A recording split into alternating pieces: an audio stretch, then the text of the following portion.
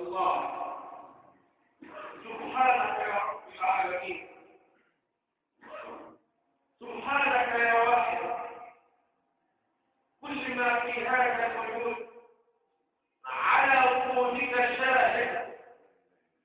إلهي، ما في وجود سواك ربي يعبده، كلا ولا مولى سواك فينقضه.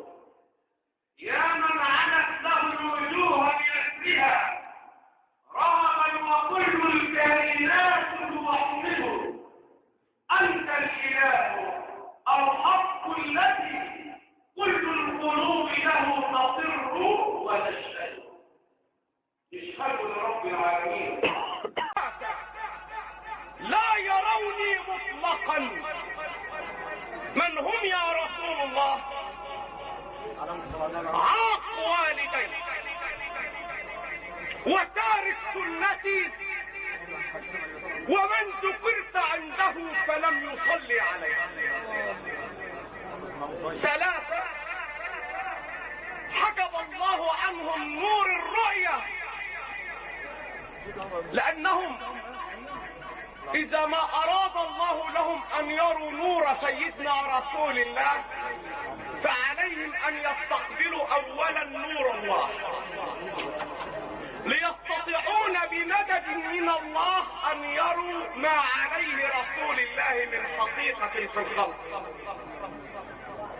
فإذا ما ذهبنا إلى نشأة الخلق الأول نجد أن سيدنا محمد كما جاء أيضا في الحديث الصحيح إن الله تعالى قبض قبضة من نوره وقال لها كوني محمدا فكانت محمدا.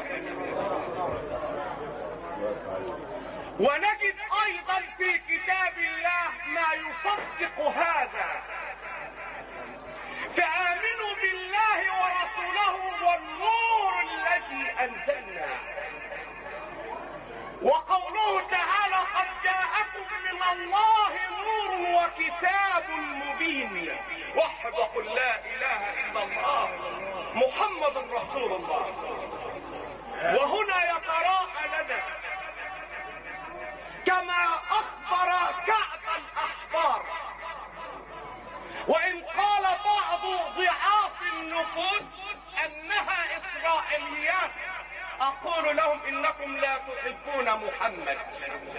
حينما تقولون الأقاويل وتدورون وتحورون حول مكانة سيدنا محمد وأنتم لا تعلمون حقيقتها، فلا يعرف قدري كما قال غير ربي. ما دام الكلام لا يتنافى مع كتاب الله، وما دامت الكلمات لا تنقص حقا من حقوق الله في ذاته وصفاته وفي ملكه، وما دامت لا تزيد من شأن النبوة إلى شأن الألوهية، فإذا كل كلامنا حول النبي في هذا الإطار مقبول. وحده لا إله إلا الله محمد رسول الله. يقول كعب الأحبار: الحمد لله رب العالمين،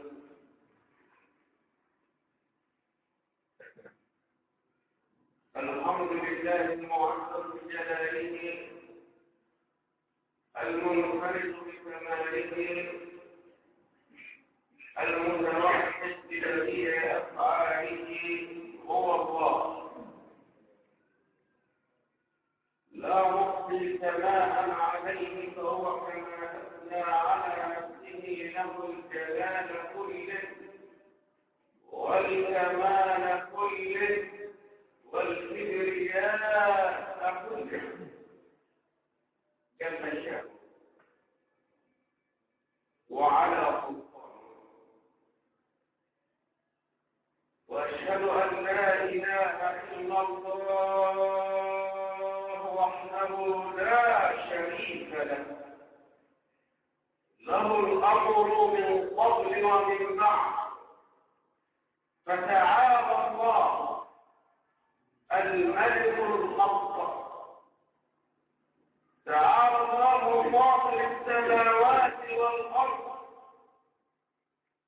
تعالى الله ينادي في القدسيات وهو الغني عن العالمين. يا ابن آدم، يا ابن آدم، من صنع استغنى، ومن ترك الحسد استراح، ومن ترك الحرام خلق له دينه، ومن قل كلامه كرب عقله.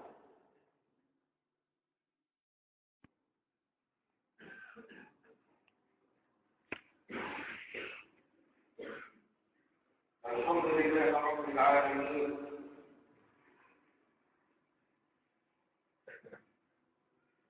الحمد لله المعظم بجلاله، المنفرد بكماله، المتوحد بجميع أفعاله، هو الله. لا نحصي ثناء عليه فهو كما أثنى على نفسه، له الجلال كله والكمال كله والكبرياء كله جل شأنه وعلى سلطانه. واشهد ان لا اله الا الله وحده لا شريك له، له الامر من قبل ومن بعد. فتعالى الله الملك الحق، تعالى الله فاطر السماوات والارض، تعالى الله ينادي في القدسيات وهو الغني عن العالمين. يا ابن آدم، يا ابن آدم، من صنع استغنى، ومن ترك الحسد استراح، ومن ترك الحرام خلق له دينه، ومن قل كلامه كرب عقله.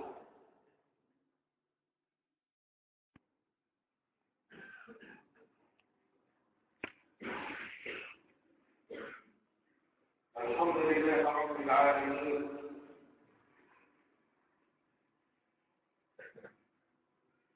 الحمد لله المعظم بجلاله،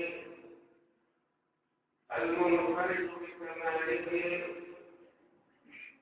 المتوحد بجميع أفعاله، هو الله. لا نحصي ثناء عليه فهو كما أثنى على نفسه، له الجلال كله والكمال كله والكبرياء كله جل شأنه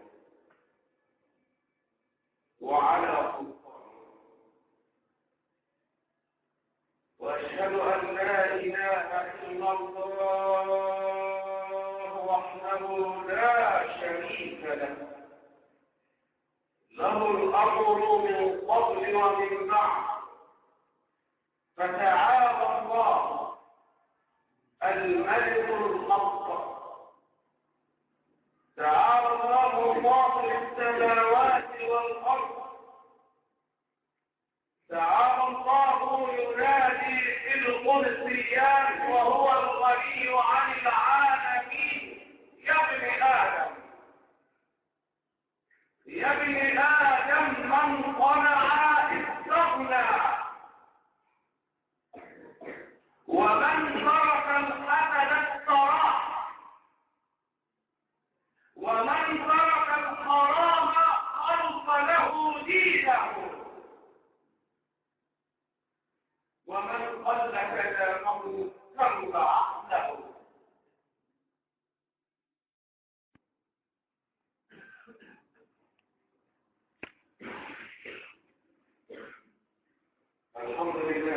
العالمين.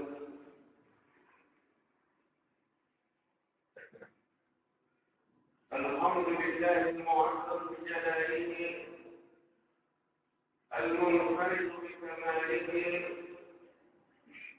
المتوحد بجميع أفعاله هو الله، لا نحصي ثناء عليه فهو كما أثنى على نفسه، له الجلال كله والكمال كله والكبرياء كله جل شأنه وعلى سلطانه. واشهد ان لا اله الا الله وحده لا شريك له، له الامر من قبل ومن بعد.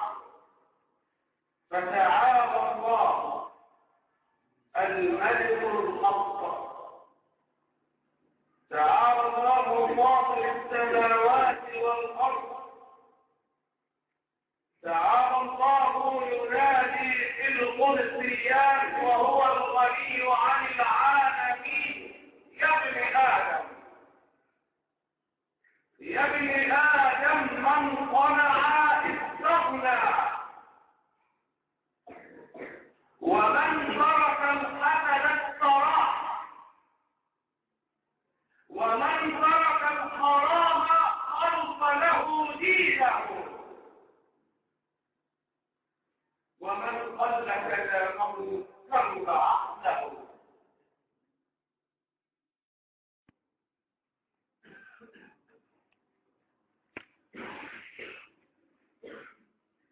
الحمد لله رب العالمين.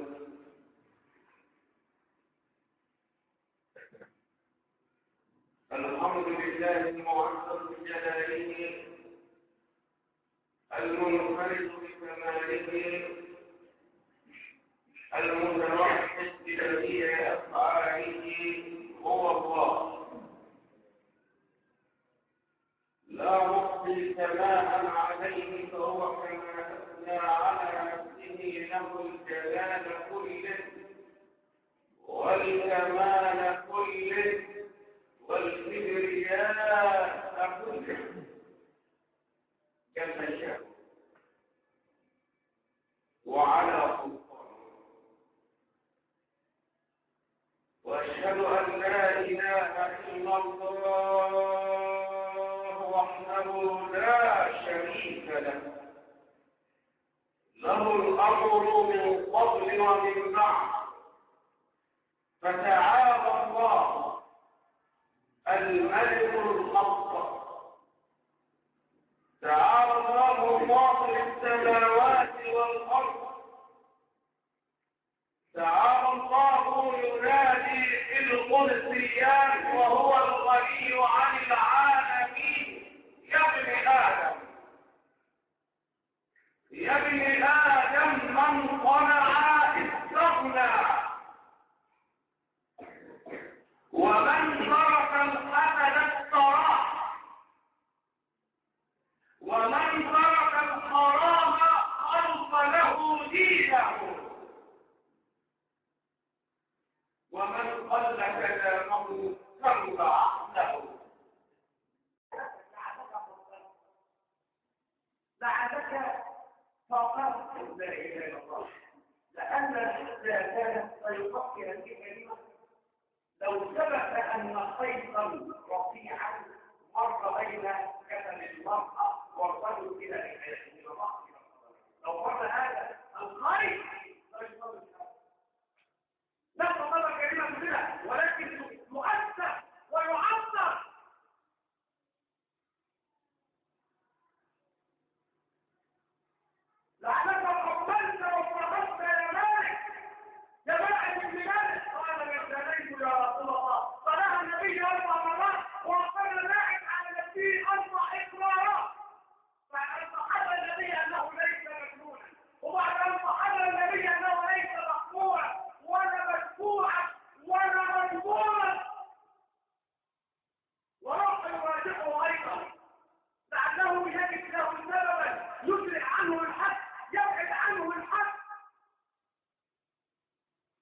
لكنه أقر 4 إقرارات فقام كل إقرار وقام بمقام شهادة شيء من الشهود العلول المعنى.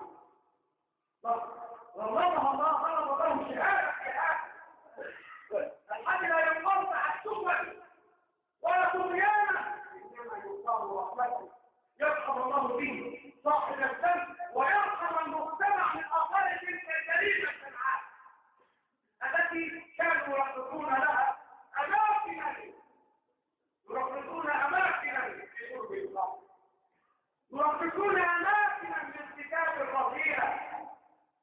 فلابد أن يمتحننا الله بمعنى الأحيان النصيب والله إذا انتهت لننظر إلى ديننا لنعود إلى ربنا، رغم أن الغالبية فينا يعرفون الله، ولكن الآية واصطفوا بالنبي لأصيبن الذين ظلموا منهم الأرض.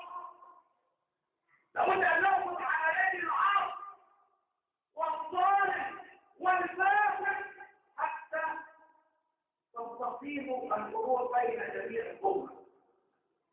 هكذا طبق الذي وطبق حتى يصير على هذا الواحد في حد الجمهور، وبعد أن يجموه ودفنوه يسمع النبي بعضا من الرجال يقول بعضهم لبعض ورأيته باع الإيمان يسري في شيء فيذكره الله فيأتي إلى النبي صلى الله عليه وسلم ليصلح نفسه على رؤوس الناس أمام الأشهاد ويقام عليه الحد ومات منه.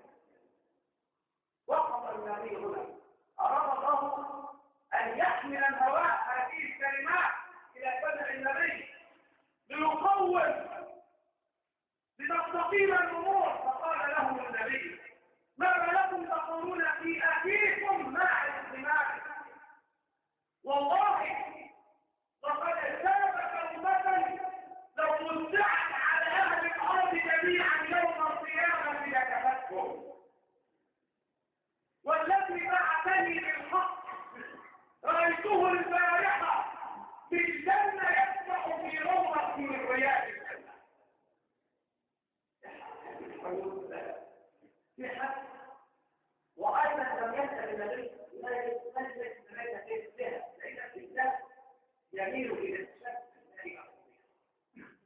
انظر أكيدا ألم يكن النبي انظر الأقارب ظالما أو مظلوم ألم يكن النبي أيضا انظر قالوا ننظره مظلوما فما بالك ظالما قالوا كيف نمنعه وهو ظالم قالوا نمنعه عن الظلم ادفعه بعيدا على أن يظلم آخر ظالما أو مظلوما.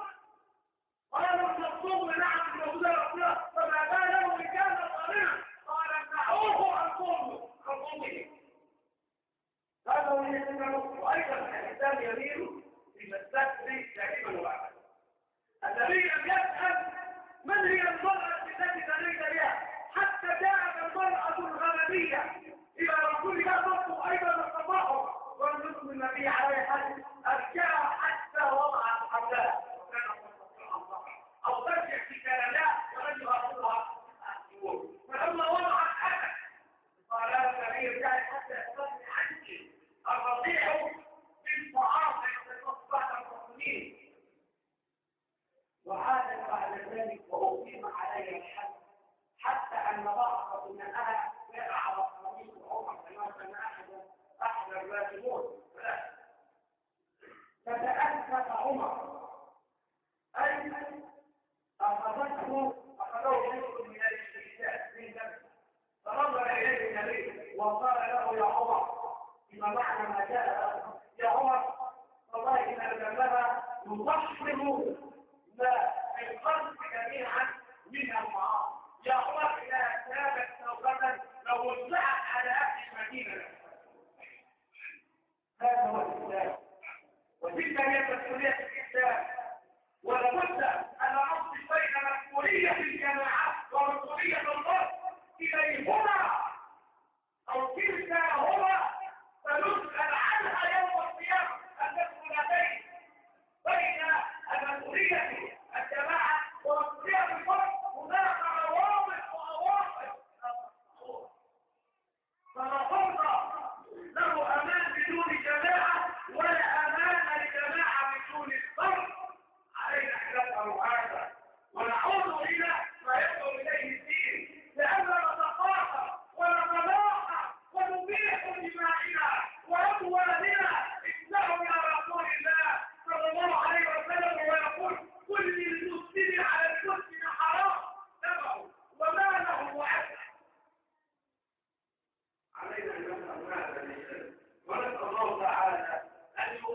من تلك الفتنة السالمين.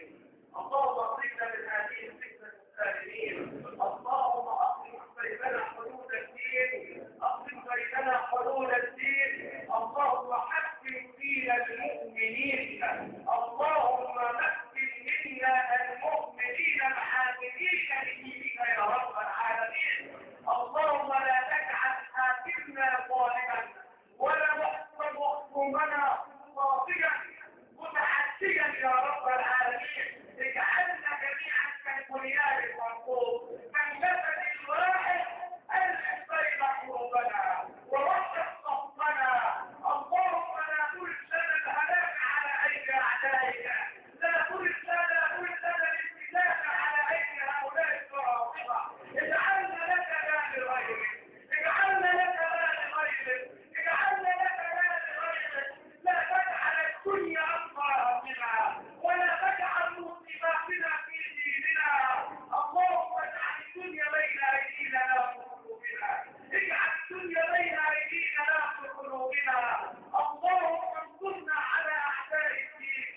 اللهم انصر الاسلام والمسلمين، انصر الاسلام والمسلمين، انصر اخواننا في كل مكان، انصر اخواننا في السودان ولبنان وفي افغانستان والسودان، انصر اخواننا على جميع ارض المعموره.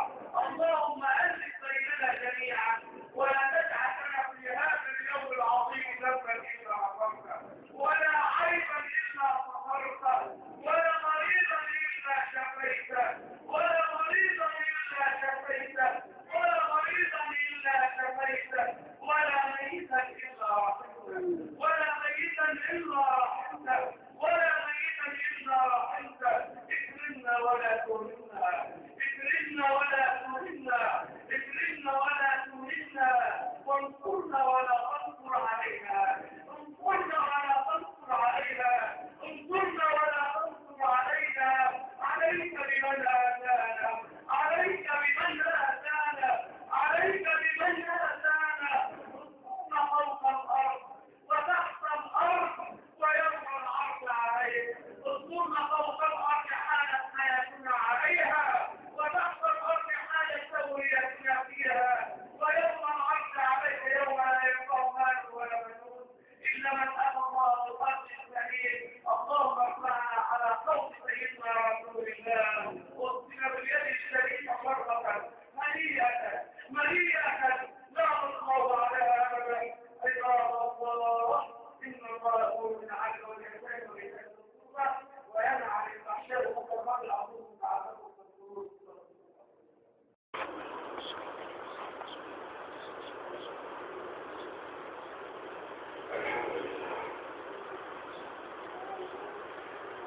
الحمد لله رب العالمين. الحمد لله الذي لا تدركه الأوهام ولا الظنون ولا تحتويه الأبصار ولا العيون، الذي إذا قضى أمرا فإنما يقول له كن فيكون. هو الله